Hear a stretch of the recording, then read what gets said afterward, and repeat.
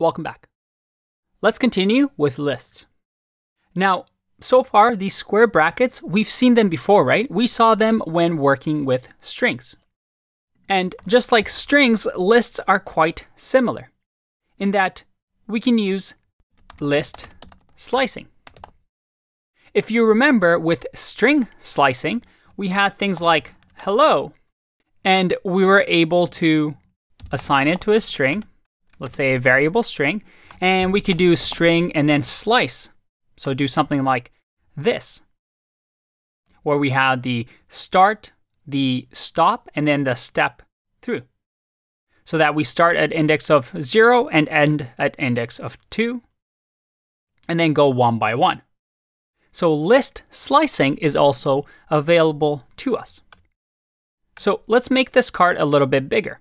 And you can actually just make things cleaner by formatting it this way. All right, so what should we add to our cart? We'll also add some toys. And then, you know what? Amazon does groceries now, so let's add some delicious grapes. Awesome. Now, let's say I wanted to get every single item in the cart. Well, we just simply do this, and we have our entire list. But let's use some list slicing. Let's say I wanted to grab from the first item to the second item.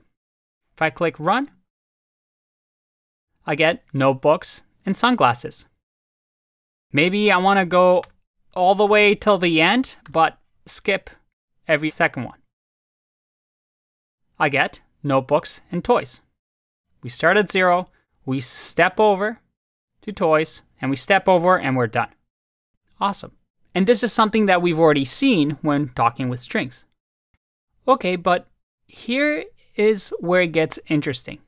Remember how I said that strings are immutable? That means we can't change them, right?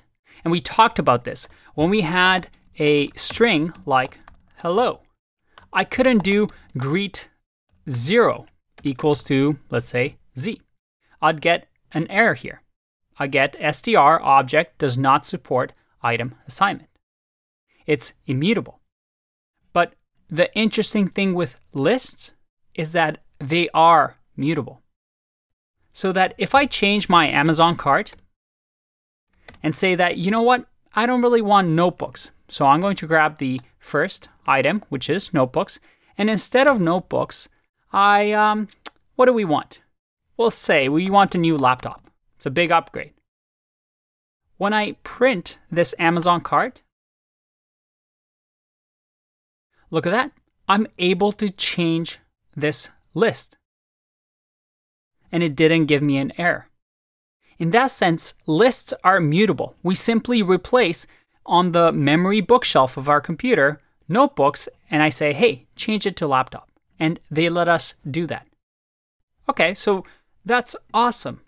But let's try something here. What if I create another print here? And in the Amazon cart, I'll use list slicing. So let's say I want item from index of 1 all the way until index of 3. Let's run this and see what happens. Try and guess. Is that what you expected? Let's go through this code. When we get to line 10, we grab the Amazon cart, which has been updated with laptop, and I grab item 1 to 3. So that is sunglasses to toys. So 0, 1, 2, and then we stop at 3. Just to make this easier to understand, let's start off with 0 here, so that we see that laptop has been changed. And then here, in the second one, on line 11, we print the Amazon cart. But hold on a second. This list did not change. And that is because with list slicing, we're creating a new list, a new copy of this list. So here we're creating an entirely new list so that I could actually assign it to a variable. New cart is going to be Amazon cart. And let's just do the same thing here. And new cart is an entirely new list on its own. I could change new cart, let's say 0 into, let's say, gum. And if I print this, you see that I have two new separate lists. But a list is mutable because I can change whatever is at the index anytime I want.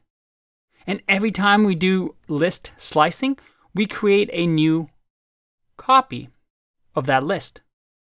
But I have a tricky question for you here.